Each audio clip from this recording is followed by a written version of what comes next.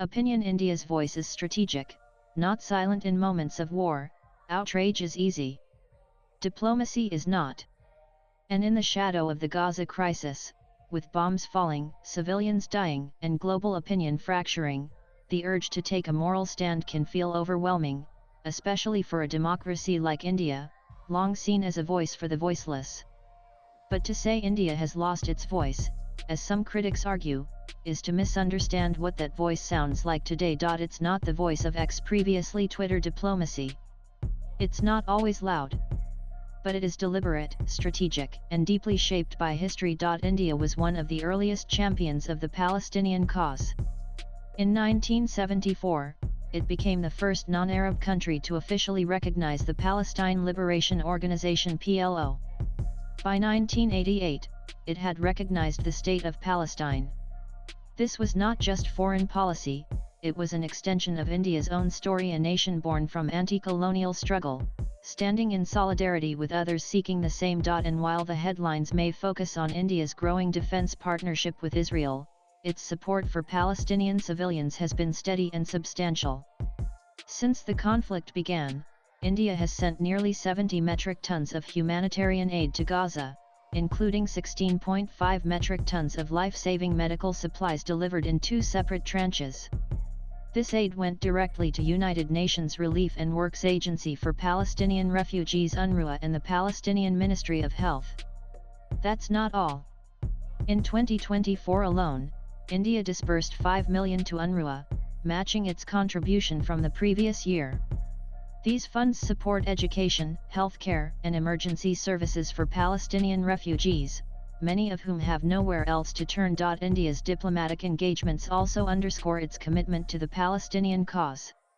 In September 2024, Prime Minister Narendra Modi met with Palestinian President Mahmoud Abbas on the sidelines of the Summit of the Future in New York, expressing deep concern over the humanitarian crisis in Gaza and reaffirming India's steadfast support for the Palestinian people. India's policy is rooted in a clear position, firm support for a negotiated two-state solution. Since the Hamas-Israel war erupted in October 2023, the UN General Assembly has voted 13 times on resolutions related to Palestine.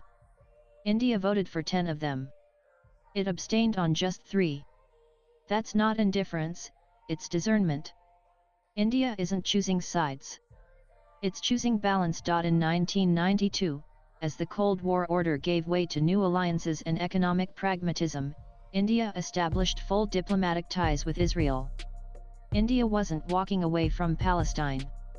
It was stepping into a multipolar world, where relationships needed to reflect not just ideology, but national interest, security, and innovation. Israel offered what India urgently needed: advanced defense technology, agricultural innovation, counter-terror expertise.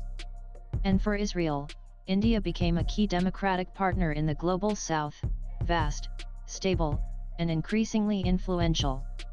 Today, the relationship is multifaceted. Israel supplies India with drones, radar systems, and missile technology. Intelligence cooperation runs deep. For a country facing cross-border terrorism, complex insurgencies, and a volatile neighborhood, this partnership is neither optional nor ideological, it is essential. India lives with the daily reality of terrorism. Its foreign policy can't be built on ideals alone, it must function in a world of asymmetric threats, complex alliances, and 1.4 billion people watching. And yet, India has not abandoned the Palestinian cause. India continues to support a two-state solution. It sends humanitarian aid to Gaza. It engages with both Israeli and Palestinian leadership. This is not fence-sitting. It's calibration. And it's exactly what a rising power is supposed to do. It has consistently called for restraint, civilian protection, and de-escalation. India's commitment to peace remains unchanged. What's evolved is its approach: quieter influence, strategic action, and diplomacy that prioritizes outcomes over optics. And then there's Iran. India's ties with Tehran run deep. Strategically, Iran gives India access to Afghanistan and Central Asia through the Chabahar port. Economically, Iran has long been a vital source of energy.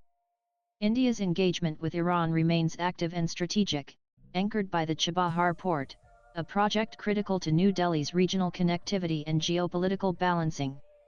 In May 2024, India and Iran signed a 10-year agreement granting India Ports Global Limited (IPGL) the rights to operate the Shahid Beheshti terminal.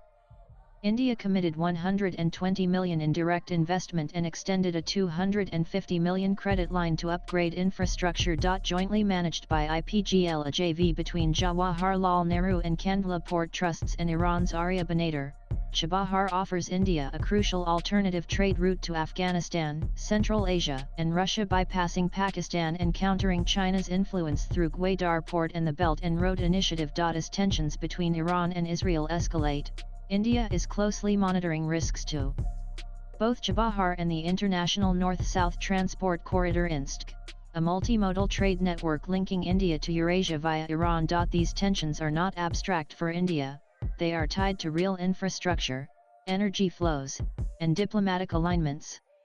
And they sharpened dramatically after October 7, when Hamas launched a brutal attack on Israel that triggered the ongoing war in Gaza.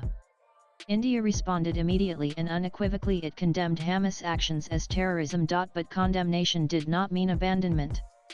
India's support for Palestinian self-determination, anchored in decades of principled diplomacy, remains intact.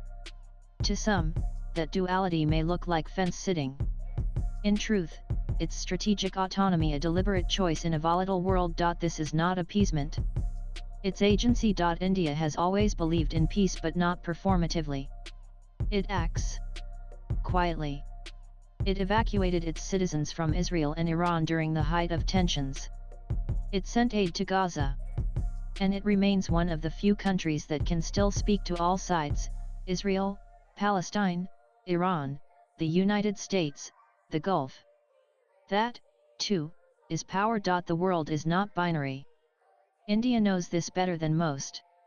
To expect India to echo talking points is to ignore the reality of a multipolar world. India doesn't follow anymore. It positions. Predictably, much of the moral outrage over India's foreign policy comes not from the global south or west, but from India's own opposition benches, especially the Congress Party, which now seems more committed to performative critique than constructive diplomacy. Whether it was the Balakot airstrikes, the abrogation of Article 370, or India's engagement with Israel, Congress's pattern has remained consistent: question first, assess later. From surgical strikes to border skirmishes, Congress' instinct has been reflexive doubt, especially when national interest clashes with its preferred narrative. At best, it's ideological rigidity. At worst, it's political self-sabotage. Either way, it does not align with India's 21st century realities. After the October 7 Hamas attacks, India unequivocally condemned terrorism. Congress chose to frame this as a deviation from India's principled foreign policy, overlooking the fact that condemning terrorism and supporting Palestinian rights are not mutually exclusive. This tendency to politicize foreign policy choices, often in the face of cross-party consensus, undermines both credibility and coherence. Moreover, by portraying strategic partnerships as ideological compromises, the party risks disconnecting from the lived realities of a rising India, one that must engage with a multipolar world on its own terms.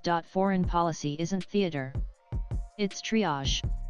India today is balancing multiple priorities: deepening ties with Israel, managing energy dependencies with Iran, building strategic infrastructure in Chabahar, and remaining a voice for de-escalation in West Asia. That balancing act is fragile. It cannot afford to be derailed by outdated moral binaries or domestic political point scoring. Swipe left for next video. In a world that's fracturing into camps, India is refusing to be boxed in. It is doing what serious nations do, preserving space to speak to all sides. Views expressed in the above piece are personal and solely those of the author. They do not necessarily reflect NEWS18's views. Latest blogs.